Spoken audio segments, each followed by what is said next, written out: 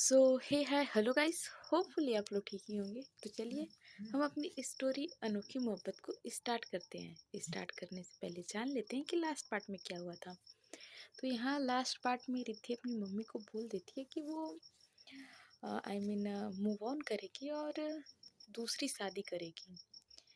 जिसके पास से वो रोहित के पास जाती है और रोहित से बोलती है, तो रोहित उसे समझाता है, जिस पर रिद्धि बोलती है, मैं तुम्हें सच का शादी करने के लिए नहीं बोल रही हूँ, बस तुम्हें शादी का नाटक करना है।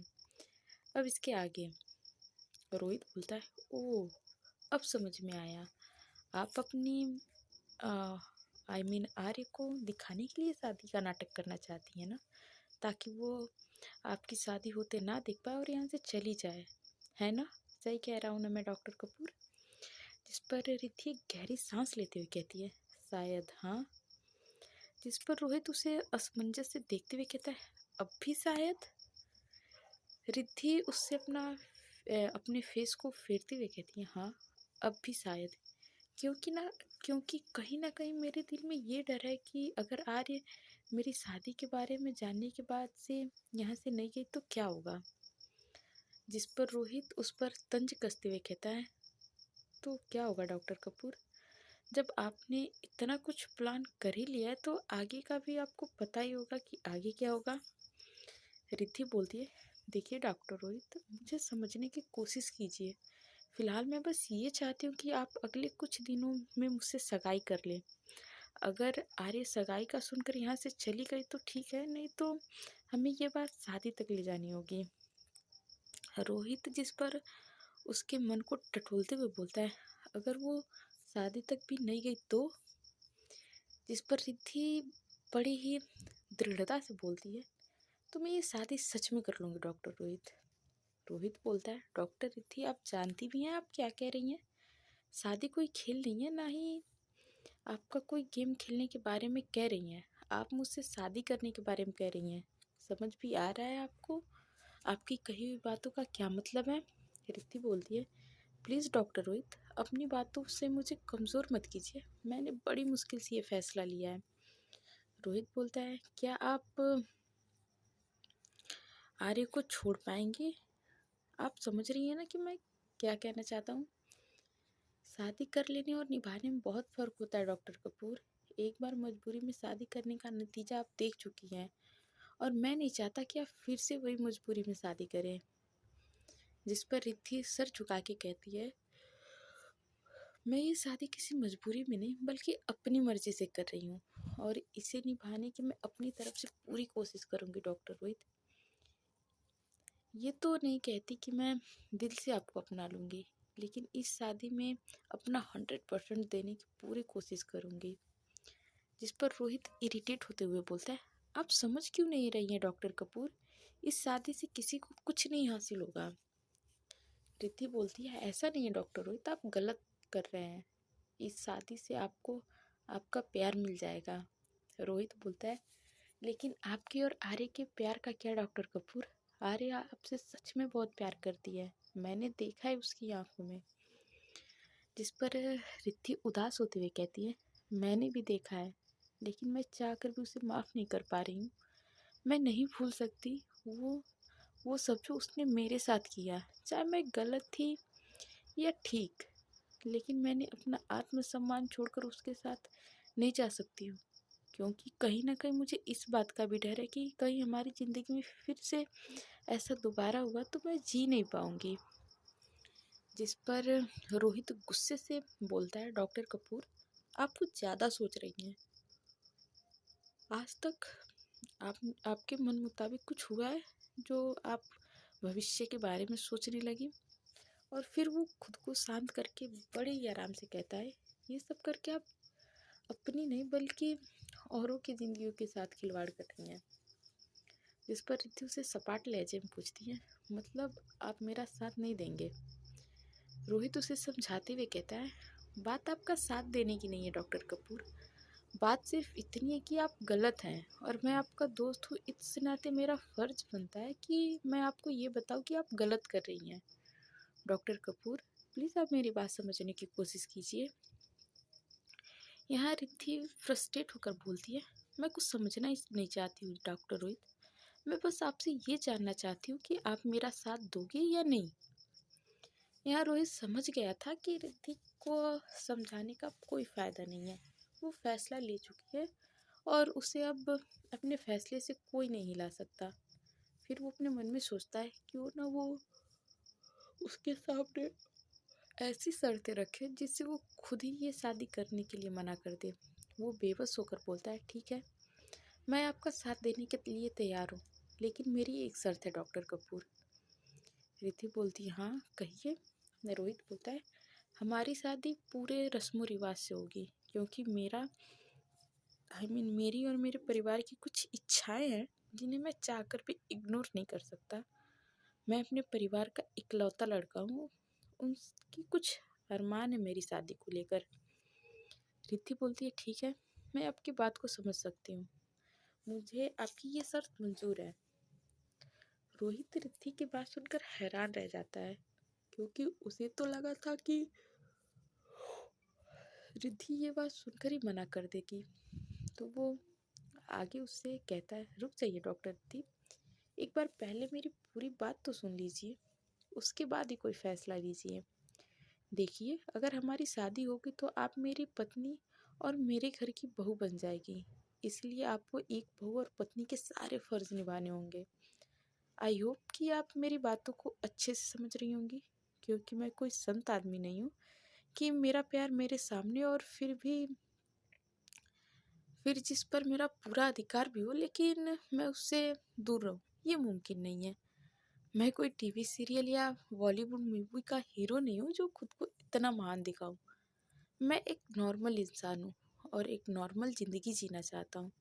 मुझसे शादी करने के बाद आपका आर्य से कोई रिश्ता नहीं रहेगा। रिद्धि बोलती है मैं आपकी सारी बातें और उनके पीछे का मतलब समझ रही हूँ doctor Rohit.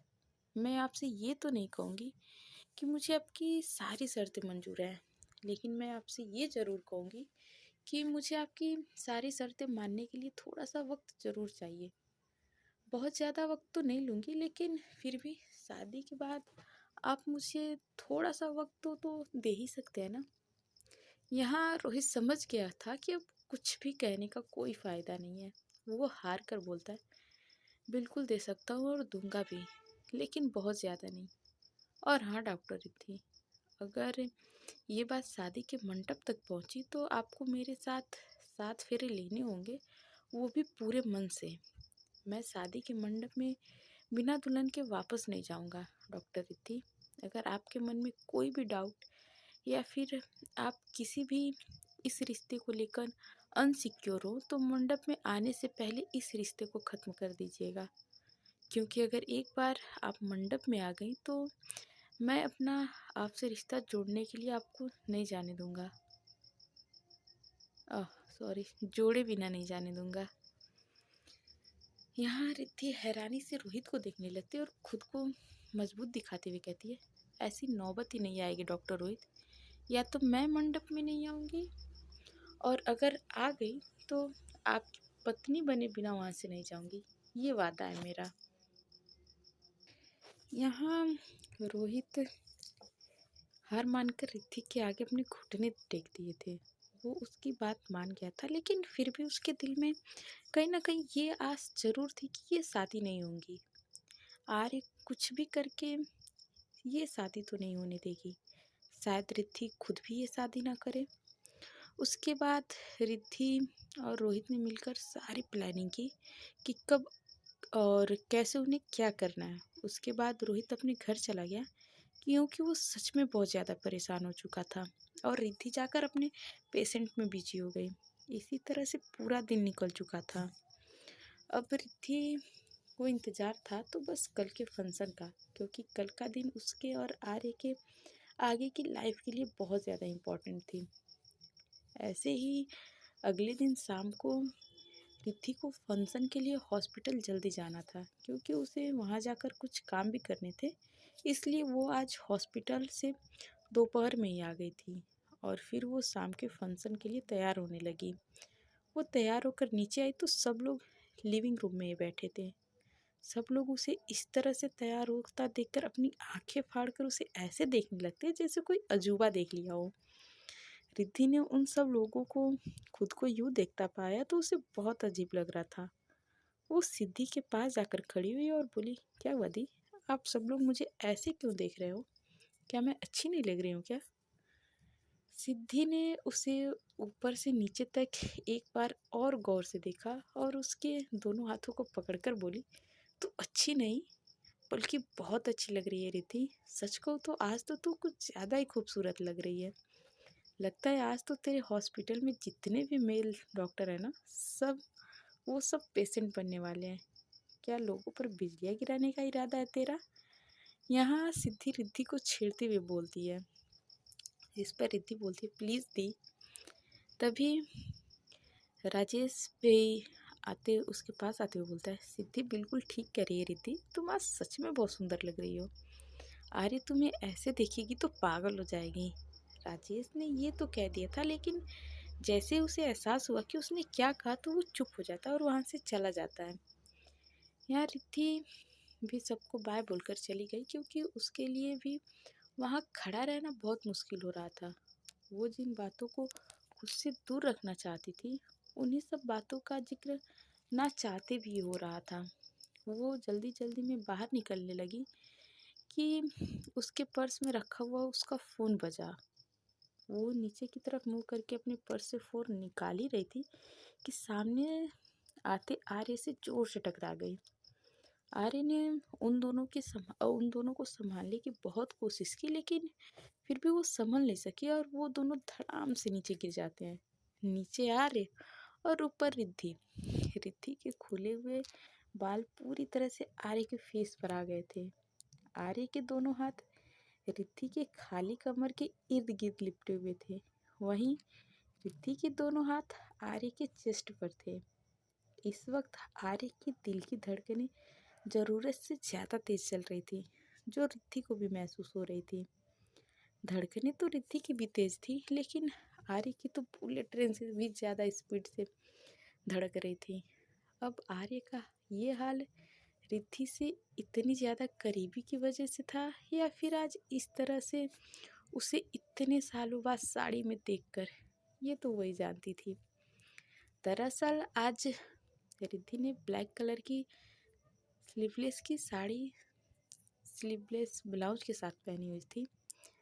Oh sorry, silk की साड़ी स्लीवलेस ब्लाउज के साथ पहनी हुई थी और गले में पतली सी चैन और फेस पे हल्का सा मेकअप किया हुआ था। आर्य तो उसके बालों से और उसकी बॉडी से आती हुई खुशबू में डूब चुकी थी। वहीं रिद्धि भी उसकी गहरी नीली आंखों में खो चुकी थी। कुछ पल तक वो दोनों एक दूसरे को यूं ही देखते रहे, लेकिन तब भी रिद्धि का फ़ोन दोबारा से बज उठा, जिससे वो दोनों होश में आए। रिद्धि हड़बड़ाकर उस पर से उठने लगी, लेकिन अगले ही पर उसकी जोर की चीख निकल गई। उसकी चैन और उसके बाल आर्य के शर्ट में पूरी तरह से उलझ चुके थे।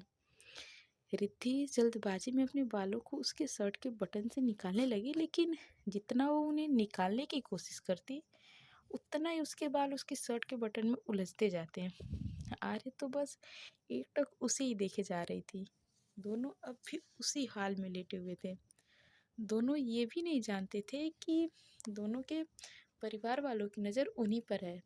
सब लोग अपने घर की बालकनी से उन दोनों को देखे जा रहे थे और दबी हुई आवाज़ में मुस्कुराए हुए जा रहे थे। रिद्धि ने जब आर्य को इस तरह स्माइल करता देखा तो उसे बहुत ज़्यादा गुस्सा आता है और वो चिल्लाते हुए बोलती है, दिखाई नहीं दे रहा मेरे बाल तुम्हारी शर्ट के बटन में फंस गए हैं? ये तो है नहीं कि मेरी हेल्प कर दो, उल्टा पागलों की तरह हंसे जा रही हो। आज आर्य को रिद्धि में अपनी पहले वाली रिद्धि नज़र आ रही थी।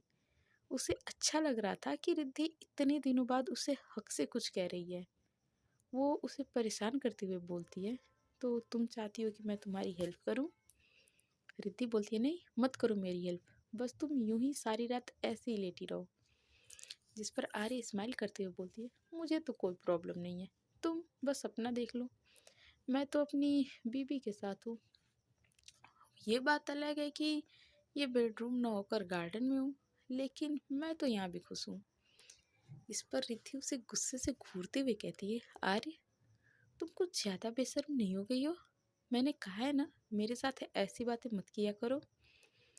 जिस पर आर्य उसके गले में अपने दोनों हाथें डालकर उसे खुद की तरफ खींचती है, जिससे उन दोनों के चेहरे के बीच नाम मात्रा का फैसला रह जाता है।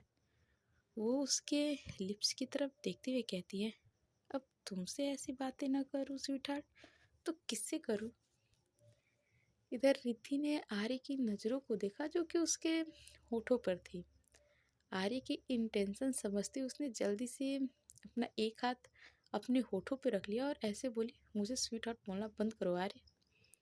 मुंह पर हाथ रखने की वजह से आर्य को कुछ समझ नहीं आया कि रिद्धि ने क्या कहा और वो हंसते हुए बोली, क्या हुआ, डर गई? रिद्धि कुछ नहीं कहा, बस अपना सिर ना मिला दिया। उसकी मासूमियत देखकर आर्य को उस पर टूट कर प्यार आ रहा था। उसने प्यार से उसका हाथ उसके होठों से हटाया और बोला, अपनी बात खुल के कहो मिसेस कपूर। जिसे सुनकर रिद्धि बोलती है, खुलकर कहने के लिए तुमने कुछ छोड़ा है आर्य? अब जल्दी से मेरे बाल निकालो, मुझे लेट हो रहा है। आर्य जानती थी कि उसे सच में लेट हो रहा है, इसलिए उसने रिद्धि के हाथों को अपनी शर्ट के बटन से हटाया और धीरे धीरे करके उसके सारे बाल अपने शर्ट के बटन से निकाल दिए। बालों के निकलते ही रिद्धि उस पर से उठने लगी, लेकिन वो वापस से उस पर जा गिरी क्योंकि उसकी चैन भी उसके बटन में अटकी हुई थी। उसने घूरते हुए आर्य को देखा और बोली, ये चैन कौन निकालेगा आर्य? आर्य उसे प्यार से देखते हुए बोलती है, मैं निकालूंगी, और कौन निकालेगा? अरे यार तुम तो बहुत गुस्सा करने लगी हो, प्यार से भी तो कह सकती हो ना। कर तो रही हूँ, कहकर आर्य ने चैन को अपनी शर्ट के बटन से निकाला और पहले रिद्धि को खड़ा किया और फिर खुद भी खड़ी हुई। रिद्धि खड़े होकर जाने लगी तो आर्य ने उसका हाथ पकड़ लिया और उसे जाने से रोक लिया। जिस पर रिद्धि बिना मुड़े हुए बोलती है, आर्य आखिर तुम्हारी प्रॉब्लम क्या है? तुमने मेरा हाथ क्यों पकड़ा है? हाथ छोड़ो मेरा। मैंने तुमसे कहा ना मुझे बहुत लेट हो रहा है और इस वक्त मैं तुमसे कोई भी बहस करने के मूड में नहीं हूँ। रिद्धि आर्य की तरफ नहीं देखती तो आर्य ने उसका हाथ पकड़ के खींचा, जिससे रिद्धि जाकर उससे टकरा जाती है। उसने उसकी चिन पर अपनी उंगली लगाई और उसके फेस को ऊपर करके बोली, पहले मेरे एक सवाल का जवाब दो, उसके बाद मैं तुम्हें जाने दूंगी। रिद्धि अपनी आंखों के इशारों से बोलती है, बोलो क्या पूछना चाहती हो? आर्य ने उसकी चिन पर से हाथ हटाया और उसकी चैन में उंगली डालकर उसे वो चैन दिखाते हुए बोली, तुम्हारा मंगलसूत्र कहाँ है रिद्धि? और फिर उसके सिर की तरफ इशारा करते हुए बोली, और आज तुमने सिंदूर भी नहीं लगाया है। ये जान सकती हूँ कि जो काम तुमने इन 6 सालों में नहीं किया वो आज अचानक से करने की क्या जरूरत पड़ गई? रिद्धि ने खुद को उससे दूर किया और बोली, मैं तुम्हारे किसी भी सवाल का जवाब देने के लिए बाध्य नहीं हुआ। तुम एक बात अच्छे से समझ लो, हम दोनों के बीच अब इतनी दूरी है कि अब उसे भगवान भी नहीं भर सकते। आखिरी बार कह रही हूँ यार, चली जाओ यहाँ से। यहाँ रहकर तुम सिवाय दुख और तकलीफ के कुछ भी हासिल नहीं कर पाओगी और मेरी ज़िंदगी में झांकना बंद कर दो, अपने काम से काम रखो। कहते कहते उसकी आंखों में नमी आने लगती है, जिसे वो बड़ी सफाई से छुपा लेती है। उसकी बातों से आंखें तो आरे की भी नम हो जाती हैं, लेकिन रिद्धि उसे इग्नोर करके वहाँ से जल्दी से निकल जाती है और आर्य वहीं खड़ी रहती है। और जो सवाल उसने अभी रिद्धि से किया था उसका जवाब वो खुद ढूंढने लगती है। न जाने क्यों उसका मन आज बहुत घबरा रहा था। उसका मन बार बार किसी अनहोनी की शंका जाहिर कर रहा था। इधर शाम को हॉस्पिटल के बने हुए ऑडिटोरियम में फंक्शन शुरू हो चुके थे। सब लोग आकर अपनी अपनी सीट पे बैठ चुके थे। जहाँ आर्य के फैमिली के फेस पर स्माइल थी, वहीं रिद्धि के फैमिली में सबके फेस पर एक डर था कि न जाने रिद्धि अब क्या करने वाली है, न जाने वो अब किससे शादी करने वाली है, और जब ये बात आर्य को पता चलेगी तो ना जाने वो कैसे रिएक्ट करेगी। आर्य भी आकर चीफ गेस्ट वाली कुर्सी पर बैठ चुकी थी। एक एक करके सबके नाम बोले जा रहे थे और प्राइज बांटे जाने लगे। लास्ट में रिद्धि का नाम अनाउंसमेंट हुआ तो आर्य ने उसे प्राइज दिया और कंग्रेचुलेट करने के लिए बड़ी ही गर्मजोशी से अपना हाथ आगे किया। रिद्धि भी सुखचाते हुए उसके हाथ को अपने हाथों में थाम लिया। फिर आर्य ने उसे कुछ शब्द बोलने के लिए कहा। रिद्धि ने आकर माइक थामा और बोलना शुरू किया। सबसे पहले तो उसने बोला, सबसे पहले तो मैं सब लोगों का धन्यवाद करना चाहती हूँ जो आप लोगों ने मुझे इस सम्मान के लिए चुना। अगर आप मेरी वजह से इस हॉस्पिटल की एक अलग प्रतिष्ठा है तो मैं भी आज जो कुछ भी हूँ वो सिर्फ और सिर्फ इसी हॉस्पिटल की वजह से हूँ। आप सब लोगों का प्यार और साथ से ही मैं यहाँ तक पहुँची हूँ। आप लोगों ने मुझे इस काबिल समझा, उसके लिए आप लोगों का एक बार फिर से दिल से धन्यवाद। और फिर वो एक पल के रुकी और एक गहरी सांस लेकर बोलती है, ये हॉस्पिटल और इस हॉस्पिटल का हर एक स्टाफ, हर एक व्यक्ति जो इस हॉस्पिटल से जुड़ा हुआ है मेरे लिए एक परिवार की तरह है। मेरे रिश्ते इस हॉस्पिटल से जुड़े हर इंसान के लिए बिल्कुल फैमिलियर ही रहे हैं। जब आप सब लोग मेरे लिए मेरे परिवार की तरह हैं तो मैं भी आप सब लोगों को अपनी लाइफ का एक बहुत बड़ा डिसीजन शेयर करना चाहती हूँ। वैसे तो मेरी ज़िंदगी एक खुली किताब की तरह ही है और मेरी ज़िंदगी के बारे में शायद ही कुछ ऐसा होगा जो आप लोगों को पता नहीं होगा। आप सब लोग मेरी लाइफ के स्ट्रगल के दिनों में मेरे साथ खड़े रहे, ये मेरे लिए बहुत ही प्राउड की बात है। आप सब तो जानते हैं कि मैं एक सिंगल हूँ और अपने परिवार से इतने सालों तक दूर रही हूँ, लेकिन मेरा परिवार एक बार फिर मेरे साथ आ चुका है और वो मेरा परिवार ये चाहता है कि मैं अब और ज़्यादा सिंगल ना रहूँ। वो चाहते हैं कि मैं भी अपनी ज़िंदगी में सब कुछ भूल के आगे बढ़ जाऊँ। तो उन लोगों की खुशी के लिए मैंने भी आगे बढ़ जाने का फ़ैसला लिया है। किसी और के साथ ज़िंदगी के आगे सफ़र तय करने का फ़ैसला मेरी ज़िंदगी का बहुत बड़ा फ़ैसला है। आज तक आप लोगों ने मेरे हर फैसले में मेरा साथ दिया, तो इसके बारे में भी आप लोगों को बताना तो बनता ही है। जैसे जैसे रिद्धि ये सब कह रही होती है वैसे वैसे रिद्धि के फैमिली के हर सदस्य के चेहरे पर सिकन बढ़ती जा रही थी। वहीं परेशानी तो अब आर्य के फैमिली के सदस्यों के चेहरे पर भी आ रही थी। लेकिन एक आर्य थी जिसके माथे पर कोई सिकन नहीं थी, जो बड़ी ही शांति से रिद्धि की कही हुई हर बात और उसके फेस पर आने वाले हर एक भाव को बड़ी बारीकी से देख रही थी। यहाँ रिद्धि एक नज़र आर्य पर डालती है और फिर अपनी बात जारी रखती है। वो बोलती है, मैंने शादी करने का फैसला कर लिया है और जिस इंसान से मैं शादी करना चाहती हूँ उसके बारे में भी आप लोग बहुत अच्छे से जानते हैं। वो सच में एक बहुत अच्छे इंसान है और आज मैं आप लोगों को उनसे मिलवाना चाहती हूँ। तभी भीड़ में बैठे हुए डॉक्टर बड़े खुश होकर आवाज़ करते हैं, हम लोग भी उनसे मिलना चाहते हैं डॉक्टर रिद्धि।